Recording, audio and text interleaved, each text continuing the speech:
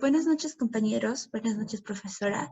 Soy la alumna Brigitte Antonella Guamantrauco y hoy les voy a hablar sobre los contratos consensuales. Para empezar este tema, planteo la siguiente pregunta. ¿Qué son los contratos consensuales? Los contratos consensuales son aquellos que se forman por el solo acuerdo de las partes, en donde la simple convención es bastante para que haya contrato, sin ninguna solemnidad de la palabra ni escritura. Esos contratos pueden formarse entre ausentes, en donde las partes dan a conocer su voluntad por carta o por un mensajero, al que no se le considera como a un mandatario encargado de realizar el contrato por otro, sino como simple instrumento, es decir, un medio material de transmitir el consentimiento. Estos contratos pueden ser la compraventa, el arrendamiento, el mandato y la sociedad. Estos 4 tipos de contratos integran la categoría de los contratos consensuales, dominados por el principio de buena fe, libres de embarazos formales y accesibles a los extranjeros. Son nacidos dentro de la corriente del ius gentium, en la hora de la expansión romana, responden a las nuevas necesidades del comercio mundial. La compra-venta y el arrendamiento son intu rei, el mandato y la sociedad son contratos intu personae. Bien, empecemos con la descripción de uno de ellos. La compra-venta es un contrato consensual por el que una de las partes se obliga a transmitir la posesión de una cosa y asegurar su pacífico goce en tanto que la otra asume la obligación de entregar en propiedad una suma de dinero. El objeto de la compra-venta puede ser una cosa corporal o incorporal, presente o futura. Tratándose de cosa corporal, es dable determinarla según su propia individualidad o bien por su pertenencia a un genus. En relación con las cosas incorporales, se admite la compra-venta de una servidumbre pedreal, del usufructo de la herencia ya adquirida por el heredero o de un crédito. Origen y evolución de la compraventa. Inicialmente la compraventa se configuraba como un trueque o una permuta, es decir, el intercambio de cosa por cosa. Esa compraventa primitiva, que no es más que un trueque, se convertía en una verdadera compraventa a raíz de la aparición del dinero. Esta aparición del dinero vendría a ser su evolución, ya que gracias a la aparición del dinero se empezó a formar como un negocio jurídico. Las características. Es un contrato bilateral, es un contrato oneroso, es instantáneo, es de tracto sucesivo y es formal. ¿Por qué se dice que es bilateral? Se dice que es bilateral porque crea derechos y obligaciones para ambas partes. Se dice que es un contrato oneroso ya que crea provechos y gravámenes también recíprocos. Instantáneo, ya que la compra-venta es pura y simple y se realiza en un solo acto. Se dice que es de trato sucesivo, ya que las partes convengan en diferir el cumplimiento de las obligaciones contraídas. Y por último, se dice que es formal cuando se trata de bienes inmuebles. Es necesario una formalidad específica establecida por la ley para que tenga validez. Sus elementos constitutivos son 3. Es el consentimiento, la cosa y el precio. El consentimiento es meramente el acuerdo manifestado, el acuerdo de voluntad es manifestado en forma exterior. La cosa recibe el nombre de merx, es decir, una cosa susceptible de ser vendida y comprada. Y el precio es ese elemento que permite distinguir la compra-venta por el dinero. Sus elementos esenciales de la compra-venta son la cosa vendida y la del precio. La cosa vendida son todas las cosas susceptibles de entregar el patrimonio de los particulares, pueden construir el objetivo de una venta, y el precio es necesario que el precio consista en dinero amonedado que sea cierto y serio. Estos contratos crean obligaciones tanto para el vendedor como para el comprador. En razón de las obligaciones nacen 2 acciones de buena fe, la actio impitio, que es a favor del comprador, y la actio vendetti, que es a favor del vendedor. Las obligaciones del vendedor son entregar la posesión que le garantice contra la evicción, es decir, que le defienda contra los ataques de terceros. El vendedor debe indemnizar al comprador al producirse el caso de que a cosa le sea quitada legalmente y que le garantice contra los vicios ocultos de la cosa. Bien, aquí pasamos a las obligaciones del comprador, Estas obligaciones del comprador difiere la del vendedor, en la que el comprador debe transmitir al vendedor la propiedad del precio. El comprador debe pagar el precio convenido en tiempo fijado para no causar intereses moratorios. Debe recibir el objeto comprado en el momento pactado para no incurrir en moro creditoris. Debe pagar los gastos efectuados por el vendedor para la convención del bien desde la compra-venta hasta el momento de su entrega. Debe descubrir los vicios visibles de los bienes, ya que la ley no protege a los descuidados. Y también en este tipo de contratos podemos encontrar los pactos, que son la lex commisoria, el indempti addictio, el pactum dispiciente, el pactum de retrovendo y el pactum retroemendo. ¿En qué consiste la lex commisoria? La lex commisoria se entiende por no celebrar el contrato cuando el comprador deja de pagar el precio dentro del tiempo señalado, debiendo restituirse la cosa con los futuros percibidos. El indemnium addictio es un pacto por virtud del cual se reserva el vendedor la facultad de rescindir el contrato si dentro de cierto tiempo se presenta a otra persona que ofrece mejores condiciones. El pacto dispiciente, mediante este pacto el comprador se reserva la facultad de rescindir el contrato si la cosa no resulta de su agrado, o bien supedita la propia existencia de la compra al hecho de que aquella le ofrezca intereses. El pactum de retrovendo se reserva la facultad de rescatar la cosa dentro de cierto tiempo mediante la restitución del precio al comprador. El pactum de retroemendo es el pacto por el que el comprador puede obligar al vendedor a que adquiera de nuevo la cosa dentro de un tiempo determinado y por el mismo precio. Bueno, aquí pasamos a definir otro tipo de contrato que sería el arrendamiento. El arrendamiento es un contrato consensual por el cual una persona se compromete con otra a proporcionar el goce temporal de una cosa o a ejecutar para cierto trabajo mediante una remuneración de dinero, llamada merces. Los romanos distinguían dos especies de arrendamiento. El arrendamiento de cosas, o locatio rerum, es la aplicación más importante de este contrato, y el arrendamiento de servicios, o locatio operarum, o operio. Bien, aquí vamos a hablar sobre un poco del arrendamiento de cosas, o locatio conductio rei. ¿Qué es el arrendamiento de cosas? Es el contrato mediante la cual la persona se compromete con otra a proporcionar el goce temporal de una cosa mediante la remuneración en dinero llamada merces. Este tipo de arrendamiento presenta analogía con la venta. Es un contrato perfecto por el solo consentimiento de las partes de cualquier modo que se manifieste.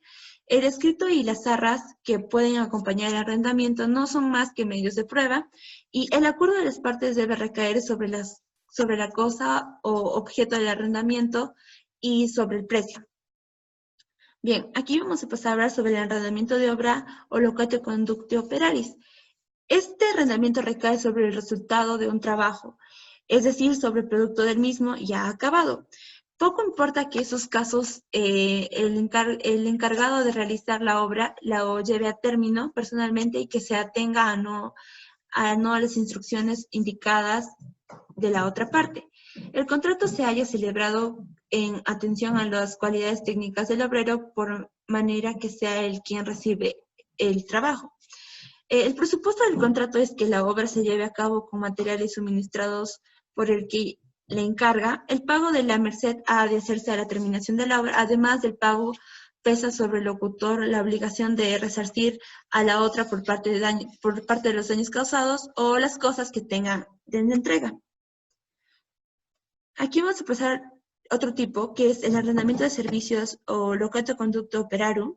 Esto se da sobre la prestación de los servicios durante un cierto tiempo y a cambio de una remuneración. La prestación de las óperas debe hacerse personalmente, cesando la obligación con la muerte del locator. El locator puede exigir la remuneración aunque no se haya utilizado sus servicios. Bien, aquí pasamos a, como todo contrato, aquí hay tanto obligaciones para el arrendador como para el arrendatario. Las obligaciones del arrendador es que debe proporcionar al arrendatario el uso y el goce de la cosa durante el tiempo del arrendamiento. El arrendador, para procurar el arrendatario el goce de la cosa arrendada, debe entregársela haciendo pasar a éste la detención de la cosa. El arrendador debe garantizar al arrendatario contra la evicción. Bien, aquí pasamos a las obligaciones del arrendatario. El arrendatario tiene que pagar el precio convenido en merces o dinero y debe al comprador transferir su propiedad al arrendador. Las merces no consisten en un precio único, pagadero en una sola vez para toda la duración del arriendo. El arrendatario está obligado a restituir la cosa arrendada al expirar el arriendo. Y por último, es responsable de todo deterioro sobrevenido por dolo o por culpa suya. Bien, aquí venimos las causas justificadas para apartarse del contrato. Primero vamos a hablar sobre el arrendador que puede apartarse del contrato cuando no le satisface el alquiler durante 2 años, o cuando la cosa es objeto de abuso o deterioros, o cuando se demuestra la necesidad de habitar la cosa, o bien cuando se quiere reformarla.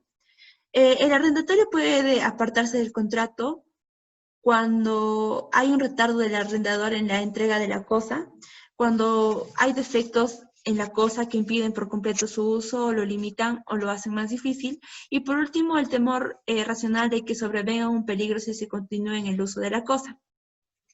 Por otra parte, cuando no se ha fijado un término o no cabe inducir de la naturaleza del contrato, puede cesar el arrendamiento por decisión del arrendador o del arrendatario y sin necesidad de previo aviso. Termina el arrendamiento cuando cesa el derecho del arrendador sobre la cosa, como ocurre en el caso del usufructo extinguido antes del término de duración señalado al contrato. Bien, aquí pasamos a definir qué es el contrato de mandato. El mandato es esencialmente gratuito, como una expresión de gratitud, más que como compensación al servicio prestado. Se admite la posibilidad de que el mandatario reciba un salarium que es exigible y no por medio del actio mandati contraria. Los poderes confiados al mandatario podían ser más o menos amplios, ya estuviese encargado de uno o varios asuntos especiales, ya su mandato fuese general y comproviene la administración del patrimonio entero. Como sabemos, el mandato es un contrato consensual por el cual una persona da encargo a otra que acepta de realizar gratuitamente un acto determinado a un conjunto de operaciones. Aquí pasamos a sus características, que son las siguientes. El contrato de mandato es perfecto por el solo acuerdo de las partes. El consentimiento puede ser dado ya expresamente por palabras, por carta o por mensajero. Debe ser gratuito, como ya lo dije, y debe tener por objeto un acto lícito si no es nulo. Es necesario que el mandante tenga un interés pecuniario en la ejecución del mandato.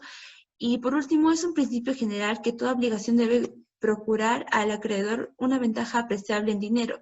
Si no tiene interés, no tiene acción. Bien, aquí pasamos a, como ya dije, todo contrato genera obligaciones. Aquí vamos a ver sobre las obligaciones del mandatario, que son, debe ejecutar el mandato y dar cuenta de él al mandante, quien para obligarle tiene contra él la elección mandati directa. Para ejecutar el mandato, el mandatario debe realizar la operación de que ha sido encargado sin salir de los límites que se le asignaron, y cuando el mandatario ha sido ejecutado, debe el mandatario dar cuenta al mandante, es decir, entregarle todo lo que ha adquirido para él. Y por último, en ejecución de su obligación, el mandatario es responsable de su dolo y de toda falta. Bueno, las obligaciones del mandante. El mandato no debe ocasionar al mandatario ningún perjuicio. El mandatario hace gastos justificados o ha sufrido pérdidas a causa de la ejecución del mandato, el mandante debe indemnizarle de ellas. Si el mandatario ha contraído obligaciones, debe procurar su liberación ejecutándolas o tomándolas a su cargo mediante una innovación. El mandante es responsable de toda falta para con el mandatario, puesto que está interesado en el contrato. Bien, aquí pasamos a la extinción de este mandato. El mandato acaba naturalmente por el cumplimiento del acto de que está encargado el mandatario. También puede tener fin antes de ser ejecutado o cuando ha recibido un comienzo de ejecución. Las obligaciones ya nacidas y no ejecutadas son anuladas, ya que estando disuelto el contrato ya no se producen nuevas. El mutuo consentimiento también es una forma de extensión del contrato. La voluntad del mandato, que tiene el derecho de revocar el mandato cuando le plazca, y la voluntad del mandatario, que puede renunciar a cumplir el mandato con tal que no resulte ningún daño para el mandante. Y por último, la muerte del mandatario o del mandatario, del mandante o del mandat, perdón, del mandante o del mandatario pueden extinguir este contrato. Bien, aquí pasamos a la definición del último tipo de estos contratos consensuales.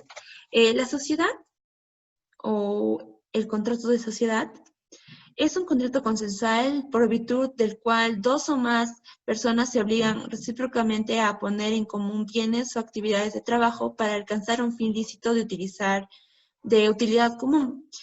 Según Gallo, dice que lo esencial es que existe un consentimiento importado poco, que importa poco la forma en que éste se exprese. Más el conocimiento ha de ser constante y duradero, y por ello se habla de affectio animus societatis. Bien, la formación de ese contrato y sus elementos esenciales son los siguientes. El contrato de sociedad es perfecto por el simple acuerdo de las partes y antes de que hayan puesto en común los bienes que se comprometen a suministrar, el conocimiento puede ser manifestado en cualquier forma, oral, por carta o por mensajero, como todos los contratos consensuales. Los elementos esenciales del contrato es que es preciso que los asociados se obliguen a poner ciertos bienes en común y también es necesario que tengan por mira un resultado lícito y común.